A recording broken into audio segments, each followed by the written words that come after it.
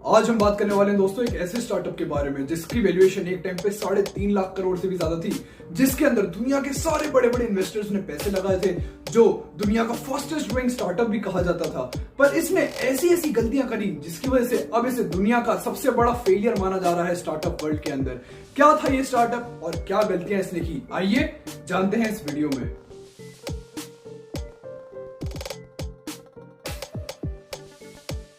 Adam Newman and Mikel मैककेलबी दोनों ही बहुत अच्छे सीरियल एंटरप्रेन्योर्स थे जिन्होंने पास्ट में बहुत सक्सेसफुल बिजनेसेस बनाए हुए थे। दोनों ही इसलिए स्टार्टअप वर्ल्ड की एक अच्छी नॉलेज रखते थे। जहां एक तरफ एडम बिलोंग करते थे इजराइल से, वहीं दूसरी तरफ मिकेल बिलोंग करते थे ओरिगन से। और इजराइल और ओरिगन दोनों ही जगहों पे कम्युनिटी का बहुत महत्व है दोस्तों। दोनों ही जगह ये माना जाता था कि अगर आपको ग्रो करना है ना, सक्सेसफुल होना है, तो सबको साथ में लेके करो।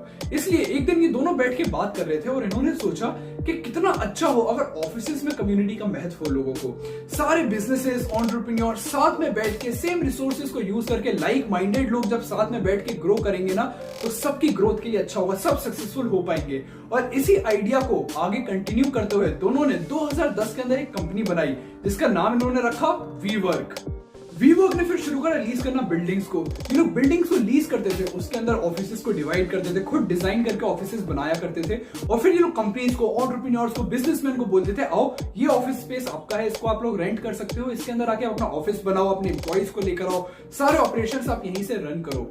बेसिकली एक शेयर्ड ऑफिस।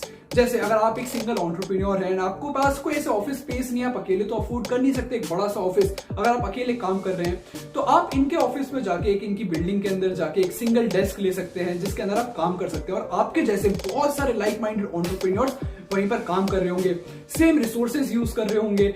बड़ी बड़ी कंपनीज जिनके पास 100-200 एम्प्लॉइज हैं, वो भी इनके यहाँ पे आके ऑफिस रेंट करा करती थी। सबके हिसाब से इन लोगों ने कस्टमाइज ऑफिस बनाए हुए थे। जो चीज वीवर्क को दूसरी शेयर्ड ऑफिस कंपनी से अलग बनाती थी वो थी कि ये लोग सारी सर्विसेज खुद मैनेज करते थे कंपनीज के लिए।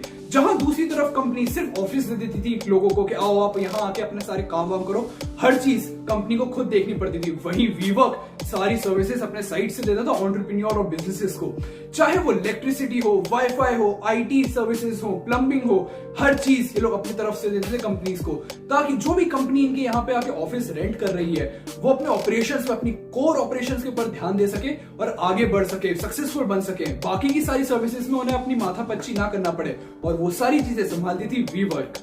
अब इन सब चीजों की वजह से वीवर्क पूरे ही स्टार्टअप इकोसिस्टम में बहुत जल्दी फेमस हो गया। सारे एंटरप्रेन्योर्स की फर्स्ट चॉइस वीवर्क ही बन चुकी थी। लोगों को लगने लगा था कि क्यों हम कहीं और अपना ऑफिस बना के अपना पैसा वेस्ट करें, अगर हम वीवर्क में ऑफिस लेंगे तो सारी सर्विसेज यही लोग हैंडल करेंगे, ऊपर से बहुत ज्यादा चीप पड़ेगा कंपनीज को यहाँ पे ऑफिस लेना, जिसकी वजह से अब लोग सिर्फ वीवर्क को ही चूज कर रहे थे। इन सब चीजों की वजह से वीवर्क बहुत तेजी से ग्रो करने लगा था। वीवर्क का बिजनेस मॉडल सिंपल था, एक बिल्डिंग रेंट करो, उसमें ऑफिसेस डिवाइड करो, कॉमन प्लेसेस बनाओ लोगों के लिए, लोगों की नीड के हिसाब से उनके ऑफिसेस को कस्टमाइज करो और कंपनीज को और लोगों को वो स्पेसेस रेंट पर दे दो। बिजनेस मॉडल इनका इसी चीज के ऊपर चल रहा था। अब जहां जहां भी वीवर्क ने अपने ऑफिसेस बनाए थे वहां इनका बिजनेस मॉडल सक्सेसफुल हो चुका था, प्रॉफिट ये लोग कमा रहे थे, ग्रोथ इनकी बहुत तेजी से हो रही थी। और इन्हीं सब चीजों को देखते हुए एडम एंड मिकेल ने सोचा क्यों ना एक्सपेंड करें, अलग अलग लोकेशंस पे हम लोग अपनी प्रॉपर्टीज रेंट करें, वहां ऑफिसेस बनाएं, ताकि हम लोग बहुत तेजी से आगे बढ़ सकें और जल्द से जल्द बहुत ज्यादा प्रॉफिटेबल हो और सक्सेसफुल हो सके। अपने इस एक्सपेंशन को फंड करने के लिए दोस्तों इन लोगों ने शुरू करा फंडिंग राउंड्स उठाना। सबसे पहले इन लोगों ने फिडेलिटी कैपिटल से रेज करा $17 मिलियन। इस पैसे से इन लोगों ने अमेरिका में भी और अलग अलग लोकेशंस पे अपने ऑफिसेस बना डाले। और तेजी से एक्सपेंड करने के लिए इन लोग को और ज्यादा पैसे चाहिए थे। एडम एंड मिकेल पूरी दुनिया के अंदर वीवर्क शुरू करना चाहते थे, इसलिए अब इंटरनेशनल जाने के लिए, अमेरिका से बाहर जाने के लिए इन्हें और ज्यादा फंड चाहिए थे। तभी एंट्री हो गई जेपी मॉर्गन की। जेपी मॉर्गन ने दोस्तों इनको $1.4 बिलियन की वैल्यूएशन पे $150 मिलियन दे दिए। इतना पैसा आने के बाद तो वीवर्क ने जैसे कभी पीछे मुड़कर भी नहीं देखा। बहुत बड़ी बड़ी कंपनीज जैसे रेडिट, कंज्यूमर, फिटोग्रेसी भी ट्रस्ट कर रही थी अपने ऑफिसेस के लिए वीवर्क को। सारी कंपनीज को, सारी बिजनेसेस को यही लग रहा था कि क्यों हम अपना पैसा वेस्ट करें फालतू के ऑपरेशंस में, जब अगर हम वीवर्क में ऑफिस खरीद सकते हैं, वीवर्क में ऑफिस रेंट कर सकते हैं और वहां हमारे ऑपरेशंस के कॉस्ट बहुत ज्यादा बच रहे हैं। और इन्हीं सब चीजों की वजह से अब बहुत अच्छी अच्छी कंपनीज भी आके वीवर्क के अंदर अपने ऑफिसेस बना रही थी। जब सॉफ्टबैंक ने ये देखा कि वीवर्क बहुत ज्यादा फेमस होता जा रहा है, बड़ी बड़ी कंपनीज भी अपने ऑफिसेज इधर ही बना रही हैं, अपने मार्केट में वीवर्क लीडर बन चुका है, एक अनबीटेबल किंग बन चुका है, हर आदमी ही इसे वीवर्क को प्रेफर कर रहा है, तब सॉफ्टबैंक ने सोचा क्यों ना हम भी इसके अंदर इन्वेस्ट करें। और तीसरे राउंड में सॉफ्टबैंक की एंट्री हुई वीवर्क में, जब सॉफ्टबैंक ने $4.4 बिलियन दे दिए दोस्तों वीवर्क को $20 बिलियन के वैल्यूएशन पे। इतना सारा पैसा, इतनी ज्यादा वैल्यूएशन और इतनी अनइमेजिनेबल ग्रोथ रेट किसी भी नए स्टार्टअप को मिल जाना दोस्तों किसी सपने से कम नहीं होती, और वीवर्क इस सपने को जी रहा था। इन लोगों ने, अगर हम इंडिया की ही बात करें दोस्तों, तो लगभग हर मेट्रो सिटी के अंदर इनका एक कोवर्किंग स्पेस था।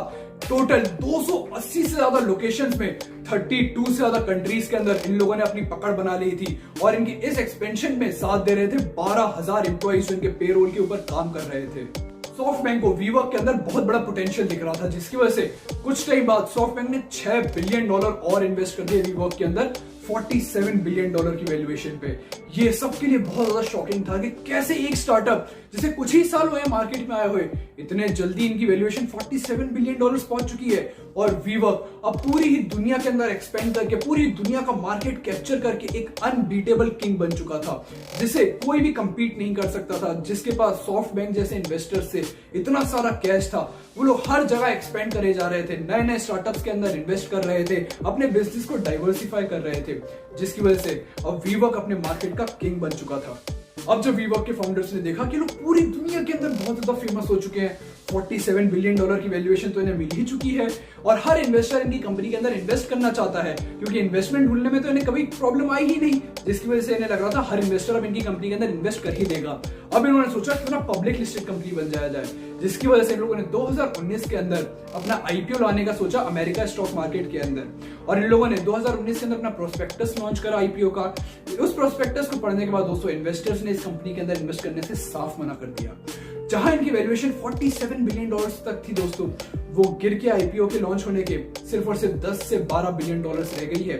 इन लोगों ने दोस्तों फंडिंग ही 12.8 बिलियन की रेस करी हुई है, और वैल्यूएशन इन्हें 10 से 12 बिलियन डॉलर की मिल रही है, जिसकी वजह से जो इनके पहले से इन्वेस्टर्स हैं इस कंपनी के अंदर, जैसे सॉफ्टबैंक जिसने हेवीली इन्वेस्ट करा हुआ है इस कंपनी के अंदर, उससे बहुत लॉसेस उठाने पड़ रहे हैं।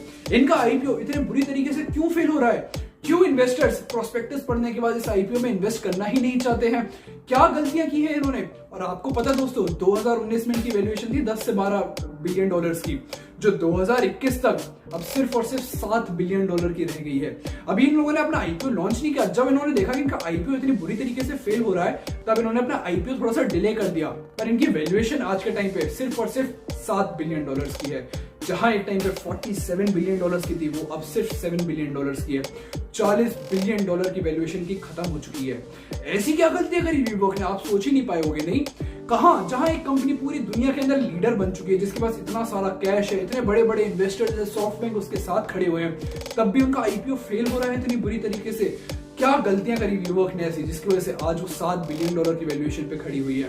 कहां कहां हमसे ऐसी गलतियां हुई जो उन्होंने चूक कर दी? जहां पे आइए ध्यान से समझने की कोशिश करते हैं कहां कहां वीवर्क से गलतियां हुई, और हम नए एंटरप्रेन्योर्स को उनकी गलतियों से क्या लर्निंग्स लेनी चाहिए।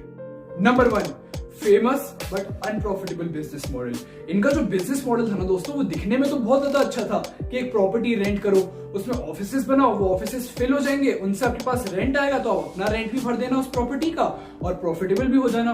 पर अगर इस बिजनेस मॉडल को दोस्तों इन डेप्थ समझे ना, तो ये बिल्कुल भी प्रॉफिटेबल नहीं था, क्योंकि ये लोग जो भी प्रॉपर्टी रेंट पे लेते थे अपने कोवर्किंग स्पेसेस बनाने के लिए, वो होती थी लॉन्ग टर्म लीज पे। मतलब इन्हें बहुत लंबे टाइम के लिए वो प्रॉपर्टी रेंट पे रखनी पड़ती थी। अब जरूरी तो नहीं जितने टाइम के लिए इन्होंने वो प्रॉपर्टी रेंट पे ली है, सारे ऑफिसेस भी भरे हुए हैं उस प्रॉपर्टी के। कभी कोई कंपनी बंद हो जाती थी तो एंटरप्रेन्योर वो ऑफिस छोड़ के चले जाता था, जिसकी वजह से अब उतने पार्ट का रेंट भी वीवर्क को देना पड़ता था, और रेंट भी इनका कम तो होता नहीं था, क्योंकि सारी लोकेशन प्राइम लोकेशन होती थी इनके ऑफिसेस की, जिसकी वजह से रेंट भी बहुत ज्यादा हाई होता था। और ऐसा सिर्फ एक लोकेशन पे नहीं हो रहा था, पूरी ही दुनिया के अंदर अलग अलग ऑफिसेस में इसी टाइप का लॉस हो रहा था, जिसकी वजह से इन्हें अब धीरे धीरे बहुत ज्यादा लॉस होने लगे थे। इन्होंने सोचा ही नहीं था कि इस बिजनेस मॉडल की वजह से इन्हें ऐसे लॉसेस झेलने पड़ेंगे, पर ऐसा हो रहा था। अब जैसे अगर हम बात करें दोस्तों जोमेटो की इंडिया के अंदर, तो जोमेटो बहुत ज्यादा लॉसेस में आज के टाइम पे कस्टमर एक्वायर करने के लिए डिस्काउंट्स देता है, वो कस्टमर्स को अलग अलग ऑफर्स देता है ताकि कस्टमर्स इनके साइट के ऊपर, वेबसाइट के ऊपर आए। पर उनके पास प्लान है कि आगे जाके वो प्रॉफिटेबल कैसे होंगे, इसलिए उनका आईपीओ इतना ज्यादा सक्सेसफुल रहा। वहीं दूसरी तरफ वीवर्क का जो बिजनेस मॉडल है ना, इन्वेस्टर्स को बिल्कुल भी अपीलिंग नहीं लग रहा है। उन्हें लग रहा है कि इनका जो बिजनेस मॉडल है, इसी पे अगर ये लोग चलते रहे तो ये लोग कभी प्रॉफिटेबल नहीं हो पाएंगे। और वीवर्क एक फॉल्स होप में जी रहा है कि वो प्रॉफिटेबल हो सकता है, इसलिए किसी ने भी इनके आईपीओ के अंदर इन्वेस्ट करा नहीं, क्योंकि इनके पास कोई प्लान नहीं है फ्यूचर में भी प्रॉफिटेबल होने का। इसलिए किसी भी एंटरप्रेन्योर के लिए दोस्तों बहुत ज्यादा जरूरी होता है ये प्लान करना कि वो कैसे आगे जाके प्रॉफिटेबल होएगा। ठीक है, आप अभी एक्सपेंड कर रहे हो, अभी आप कस्टमर एक्वायर कर रहे हो, मार्केट कैप्चर कर रहे हो, पर आपके पास प्लान होना चाहिए कि आप आगे जाके कैसे प्रॉफिटेबल होगे, क्योंकि आप बहुत टाइम तक नहीं जी सकते इन्वेस्टर के पैसे के ऊपर। जैसे इन्वेस्टर का पैसा आना बंद होएगा, आपकी कंपनी डूब जाएगी। इसलिए प्रॉफिटेबल होना दोस्तों अपना सबसे बड़ा मोटिव रखना चाहिए एक एंटरप्रेन्योर को स्टार्टअप के अंदर, क्योंकि आगे जाके वही आपको सस्टेन करने में मदद करेगा। Number 2, poor financials. जो वीवर्क के फाउंडर्स थे ना दोस्तों, उनके सिर्फ 2 ही मकसद थे, ग्रोथ एंड एक्सपेंशन। प्रॉफिटेबिलिटी के ऊपर वो लोग बिल्कुल ध्यान नहीं दे रहे थे, जिसकी वजह से कंपनी दिन ब दिन लॉस मेकिंग बनती जा रही थी। और ये सब चीजें वो फाउंडर्स नोटिस ही नहीं कर रहे थे, पर ये सब चीजें नोटिस में इन्वेस्टर्स के आईपीओ के टाइम पे, जब उन्होंने देखा कि वीवर्क अपना इतना सारा पैसा सिर्फ और सिर्फ फालतू के एक्सपेंशन करने में और अनरिलेटेड एक्विजिशंस करने में, जिनका वीवर्क से कोई लेना देना नहीं है, उसमें बर्बाद कर रहा है। जी हाँ दोस्तों, आपको पता है वीवर्क के जो फाउंडर्स थे ना, वो ऐसे बिजनेसेस को एक्वायर कर रहे थे, ऐसी स्टार्टअप्स के अंदर अपना पैसा इन्वेस्ट कर रहे थे जिनका वीवर्क की कंपनी से कोई लेना देना था ही नहीं। जैसे कि एक आर्टिफिशियल टाइल बनाने वाली कंपनी, एक थीम पार्क, एक ऐसा प्राइमरी स्कूल जो बच्चों को पढ़ाता है। अब आप खुद बताओ दोस्तों, वीवर्क का काम क्या है? कोवर्किंग स्पेसेस बनाना। उसका क्या लेना देना एक प्राइमरी स्कूल से? पर वो लोग ऐसे फालतू के इन्वेस्टमेंट्स कर रहे थे, जिसकी वजह से उनका बहुत सारा पैसा इन्हीं सब चीजों के अंदर बर्बाद हो रहा था। पर फाउंडर्स को इन सब चीजों का कोई लेना देना था ही नहीं, उनके लिए ये सिर्फ एक इन्वेस्टमेंट था। पर इन्वेस्टर्स जो आईपीओ के अंदर इन्वेस्ट करना चाहते थे, उनके लिए बहुत बड़ी प्रॉब्लम थी। इसलिए बहुत ज्यादा जरूरी होता है दोस्तों किसी भी एंटरप्रेन्योर के लिए अपने फाइनेंशियल्स को ध्यान से स्टडी करना। कैसे आप सस्टेनेबल होगे, कैसे आप प्रॉफिटेबल होगे, कैसे आप अपने लॉसेस को कम कर सकते हो, अपने एक्सपेंडिचर्स को कम कर सकते हो। ये सब चीजें ध्यान में रखना किसी भी एंटरप्रेन्योर के लिए एक स्टार्टअप को सस्टेनेबल बनाने के लिए बहुत ज्यादा जरूरी होता है। कहां आप पैसा लगाओगे, कहां से आपको सबसे ज्यादा रिटर्न मिलेगा, कौन सी कंपनीज को आप एक्वायर करोगे जिसकी वजह से जो आपकी मेन कंपनी है उसको सबसे ज्यादा लाभ मिलेगा। ये सब चीजें देखना एक एंटरप्रेन्योर के लिए बहुत ज्यादा जरूरी होता है, क्योंकि अगर आप अंधे एक्विजिशंस करोगे, फालतू में अपने पैसे वेस्ट करोगे फालतू के एक्सपेंशंस में, तो आप कभी भी लॉन्ग रन में सक्सेसफुल नहीं हो पाओगे। इसलिए अपने फाइनेंशियल्स के ऊपर हमेशा ध्यान दें। Number 3, poor corporate governance. WeWork के जो फाउंडर एंड सीईओ थे दोस्तों, मिस्टर एडम न्यूमैन, उनका एक टाइम के बाद दोस्तों पर्सनल बेनिफिट निकालना कंपनी से ज्यादा इंपॉर्टेंट हो गया था कंपनी की ग्रोथ से। उन्हें बिल्कुल मतलब नहीं था कंपनी प्रॉफिटेबल हो रही है या लॉस हो रही है, उन्हें सिर्फ पर्सनल बेनिफिट से मतलब था। जैसे कंपनी प्रॉफिटेबल हुई नहीं थी, पर वो प्राइवेट जेट्स खरीद रहे हैं जिसमें वो पार्टीज कर रहे हैं, मेंशन खरीद लिया था, कुछ तो भी खर्चा कर रहे थे अपना, जिसकी वजह से अब कॉर्पोरेट गवर्नेंस इस कंपनी में बची ही नहीं थी अच्छी। एम्प्लॉइज एक सीईओ को ही देखते हैं दोस्तों, उसी को लुक आफ्टर करते हैं, उसी को फॉलो करते हैं। और अगर सीईओ का ही लीडरशिप स्टाइल इतना ज्यादा पुअर है, उसका कोई विजन ही नहीं है कंपनी को लेके, तो एम्प्लॉइज कैसे मोटिवेटेड रहते?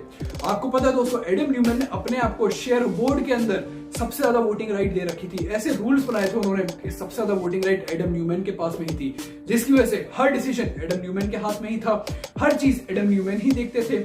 इन सब चीजों की वजह से और किसी का से ही नहीं बचा था इस कंपनी में। और एडम न्यूमैन, जिनका कंपनी के ग्रोथ से कोई लेना देना बचा ही नहीं था, वो सिर्फ अपनी ग्रोथ चाहते थे, कैसे ही कंपनी ऐसे टाइम पर आगे बढ़ पाती। इसलिए कंपनी के साथ जो हुआ वो आप लोगों के सामने ही है दोस्तों। इसलिए पावरफुल, अच्छी, जेन्युइन कॉर्पोरेट गवर्नेंस कंपनी के अंदर रखना बहुत ज्यादा जरूरी होता है दोस्तों, क्योंकि एम्प्लॉइज सिर्फ और सिर्फ टॉप मैनेजमेंट को ही देखते हैं, और अगर टॉप मैनेजमेंट ही वीक है ना, तो कंपनी पूरी की पूरी डूब जाएगी। इसलिए अपने कॉर्पोरेट गवर्नेंस के ऊपर बहुत ज्यादा ध्यान दें। तो ये थी दोस्तों वीवर्क की स्टोरी, कैसे दुनिया का इतना बड़ा स्टार्टअप भी इतनी बुरी तरीके से फेल होता जा रहा है, क्या गलतियां उन्होंने की और उनकी गलतियों से हम नए एंटरप्रेन्योर्स को क्या लर्निंग्स मिलती हैं, ये सब डिस्कस करा हमने आज की वीडियो में। आई होप आपको आज की वीडियो पसंद आई हो। अगर आपको आज की वीडियो पसंद आई तो please like, subscribe and share my channel. ये मुझे मोटिवेट करता है हर हफ्ते आपके लिए एक अच्छा कंटेंट लाने में। मिलते हैं अगले हफ्ते एक नई स्टोरी के साथ, तब तक के लिए बाय बाय।